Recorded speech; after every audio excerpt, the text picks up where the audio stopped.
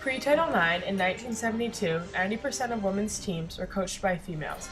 In 1978, the year Title IX was put into action, the percentage dropped to 58.2%, and by 1998 decreased again to 47.4%. This happened despite the fact that there is an increased amount of coaching positions available for women's teams. Currently, in intercollegiate coaching, about 1 out of 5 teams are coached by women. Approximately 200 to 300 female head coaches are of men's teams, and these teams are typically individual sports such as tennis, track, or swimming, whereas there are approximately 5,300 male head coaches for women's teams. Additional studies have shown that the coaching profession is less desirable to women due to factors such as having a lower status, salary, and power than their male counterparts. After discovering that there has been a significant decline in female coaches in recent years, we set out to find the cause of this issue.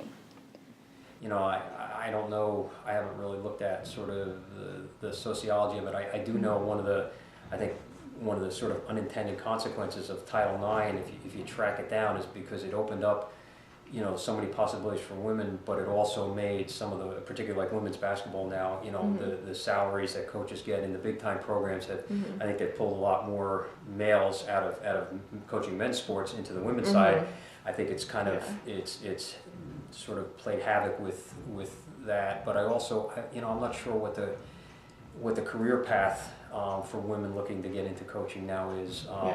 I think for a while that was a, you know, pretty good choice. Now it seems like that maybe we've kind of turned a corner. I don't know why. One of the interesting things about Title IX is, and especially having lived through it, is when Title IX first came around, the women in charge of trying to get people to understand what Title IX was all about made the ploy that women are just like men. And that was their thing. Women are just like men, so therefore we should have the same opportunities. I wish they would have said women should have the same opportunities as men.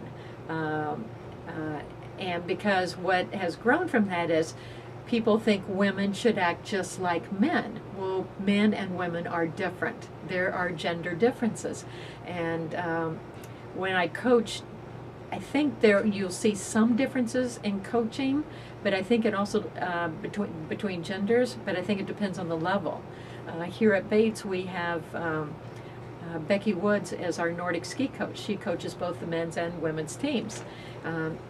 Those athletes know when they get here who their coach is, and I think they're probably contacting her because they like what she has to say and how she's going to coach them, and also how successful she's been with them.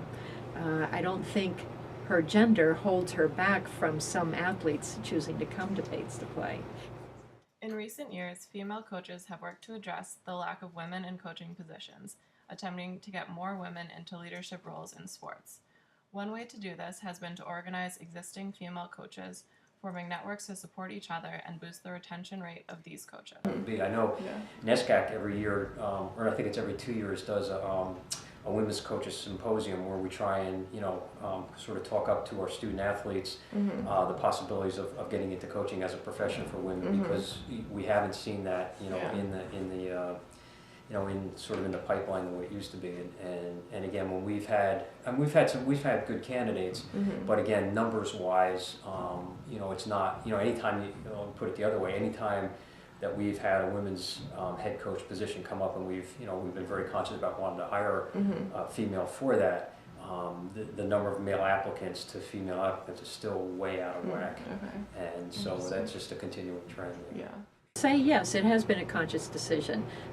When Kevin McHugh, our current athletic director, first got here, we had very few women on the staff. One of his first things that he decided he wanted to do was we also had an inequity going on. We had 4 women's teams that had to share a coach, actually 2 coaches. We had the volleyball and women's lacrosse had to share a coach, and women's soccer and women's basketball shared a coach. On the men's side, there was no such thing. So one of Kevin's first things that he fought, and it took a few years to get it done, but he finally made it happen, is to get those programs split. So when we came time to hire the new soccer coach and the new volleyball coach, it's not that we said, okay, we're going to hire a woman. But let's go out and we hope we can hope the best candidate will be a woman coach, and it was. So it worked out well for that. But it was a conscious effort to get more women on staff. So I have no particular hang-ups about Yeah. the gender part. We'll hire the best person for the job. Yeah. But on the women's side of things, to have to look first and foremost for women from a role modeling standpoint and all those types of things. That's again, we're looking to try and kind of correct what is still an imbalance. I've had my share and kicked in my face, but I